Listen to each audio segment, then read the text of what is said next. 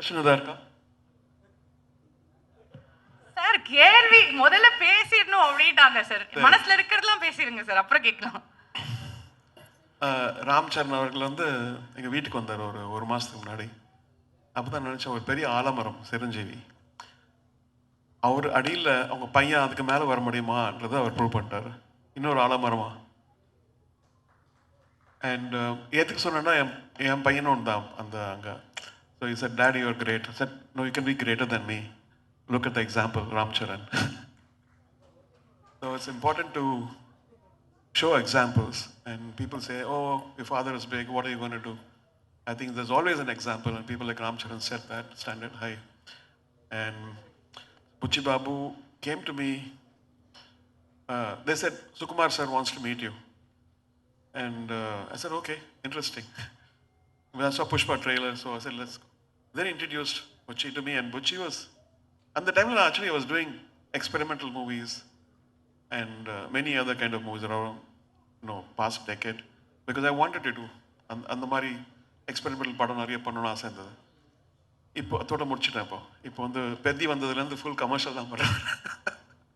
Because இந்த மாதிரி படம் பண்ணும்போது உயிரை கொடுத்து நடிக்கிறாங்க, உயிரை கொடுத்து டான்ஸ் பண்ணுறாங்க, அப்புறம் பல மொழியில் இது டப் செய்யப்படுது. அதனால் நம்ம ஒர்க்கெல்லாம் வேஸ்ட் ஆகாமல் I think it reaches people.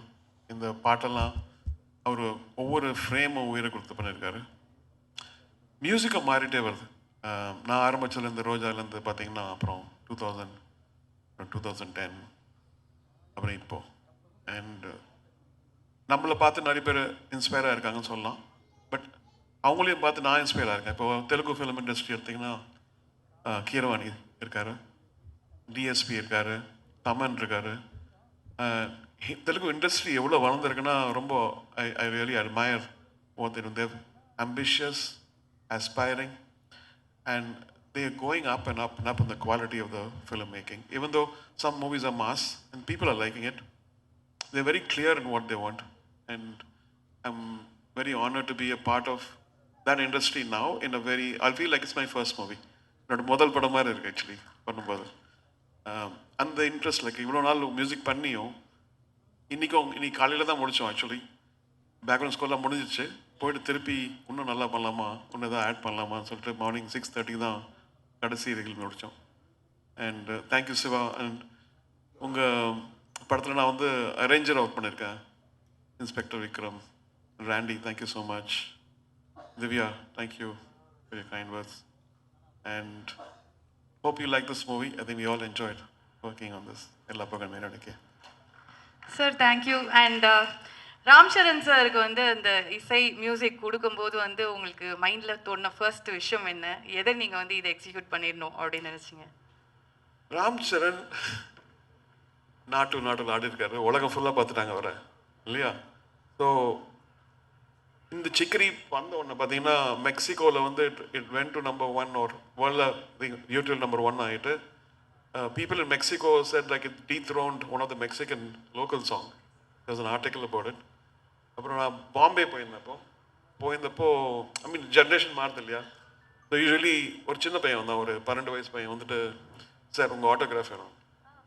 Like எந்த பாட்டி ஆகும்? I thought it's gonna say rock star ஒரு அது மாதிரி சிக்கரி sir. So Okay. I think what happens over padamum actually it sets a whole new set of audience and over song. So I'm very thankful. Okay, so what kind of feeling would people carry home நினைக்கிறீங்க இந்த படம் முடிச்சோடனே? அந்த இசை வழியா how will they feel அப்படிங்கிறது நினைக்கிறீங்க sir?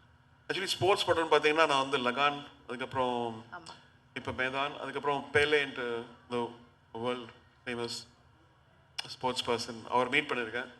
I think Ram has also seen that movie. He said அந்த படம் மியூசிக் ரொம்ப நல்லா இருந்ததுன்னு சொல்லிட்டு. பட் அந்த படம் I think it's more softer. But இதில் வந்து பார்த்தீங்கன்னா every frame is loaded. Every frame is loaded. And music can't be low. அதே சமயத்தில் நம்ம அந்த மொண்டாட்டஸ்டாக வாம like how can I give variation to this? Because our character மாறிட்டே இருக்கு லைக் மாதிரி. எஸ். அண்ட் எக்கச்சக்கமான டேரக்டர்ஸ் அவ்வளோ வந்து நீங்கள் வந்து பார்த்தாச்சு. அவங்களுக்கு வந்து பயமாக இருக்கும் ரஹ்மான் சார்கிட்ட போய் இந்த விஷயத்த சொல்லணும், அவங்களுக்கு புரியுமா சொல்லிட்டு அவர்கிட்டேருந்து ஒன்று வாங்கிட்டு வரணும் போது அவங்க எக்ஸாம் எழுதுற மாதிரி தான் வருவாங்க அப்படின்னு நினைக்கிறேன். ஸோ அவ்வளோ பேர் நீங்கள் பார்த்துருக்கீங்க. நம்ம டேரக்டர் புச்சி பாபு அவரோட விஷன் எப்படி இருக்குது, என்ன விஷயம் அவர்கிட்ட ரொம்ப அட்மையர் பண்ணுறீங்கன்னு நாங்கள் தெரிஞ்சுக்கலாமா? இல்லை, அவர் வந்து பிடிச்சதா பிடிச்சதுன்னு சொல்லுவார், பிடிக்கலன்னு சொல்லிடுவாரு, எனக்கு வேற கொடுங்க சார். பிடிக்கலன்னு சொல்லுவாரா? ஆமா, நான் முதல்ல வரும்போது சொன்னேன், லைக் உனக்கு டியூன் பிடிக்கலன்னா பரவாயில்ல, நீ 1000 தடவை ரிஜெக்ட் பண்ணாலும் இன்னொரு டியூன் வரும் உனக்குன்ற மாதிரி ஃபர்ஸ்ட். ஏன்னா பிகாஸ் ஐ வாண்ட் டு அந்த ஃபியர் எடுக்கணும்ல அவங்கள. Correct correct. எல்லாருக்கும் நிறைய பேருக்கு ஃபியர் இருக்கு, அவர்கிட்ட போயிட்டு மாற்ற சொன்னா கோச் போறான்ட்டு. Like I am work for higher பெதி மாதிரி. ஓகே சார், ஆனால் இருந்தாலும் பயங்கர தைரியம் தான் சார். Okay. And one last question. நாங்கள்லாம் வந்து எங்களுக்கு ஒரு ஃப்ரீ டைம் கிடைச்சாலும், நாங்கள் சோகமாக இருந்தாலும் ஜாலியாக இருந்தாலும் பயங்கர ஃபன்னாக இருந்தாலும் எதுவாக இருந்தாலும் ரஹ்மான் சார் பாட்டு தான் எங்களுக்கு எல்லாமே. ஒரு அழகாக ஒரு பாட்டை போட்டு ஒரு டிரைவ் போனோமா, இல்லை வீட்டில் பாட்டை போட்டு ஒரு குத்து டான்ஸ் ஆடணுமா, இல்லை சோகமாக ஃபீல் பண்ணி அழுதோமா, இந்த மாதிரி எல்லாத்துக்கும் நீங்கள் கூட இருந்திருக்கீங்க. ஸோ உங்களுக்கு வந்து ஒரு ஃப்ரீ டைம் கிடைக்குது, ஏதோ ஒரு விஷயம் கேட்க மாட்டேன், என்ன பண்ணுவீங்க? அது தெரியும், என்ன பண்ணுவீங்க அப்படின்னு. ஃப்ரீ டைம் கிடச்சதுன்னா பசங்களோட இருப்பேன். ஓகே. இல்லைன்னா ஒரு படம் தான் பார்ப்பேன். படம் பார்ப்பீங்க? ஓகே. வெளியே எங்கேயாவது போகிறதுன்னா ஃபேவரட் ஸ்பாட்லாம் சென்னையில்? சென்னை ஃபேவரட் ஸ்பாட் ஆக்சுவலி எங்கள் ஃபார்மர், எங்கள் அம்மாவோட மெமோரியல் இருக்கு, அங்கே போயிடுவோம். Okay okay. Thank you so much sir, ரொம்ப ரொம்ப நன்றி.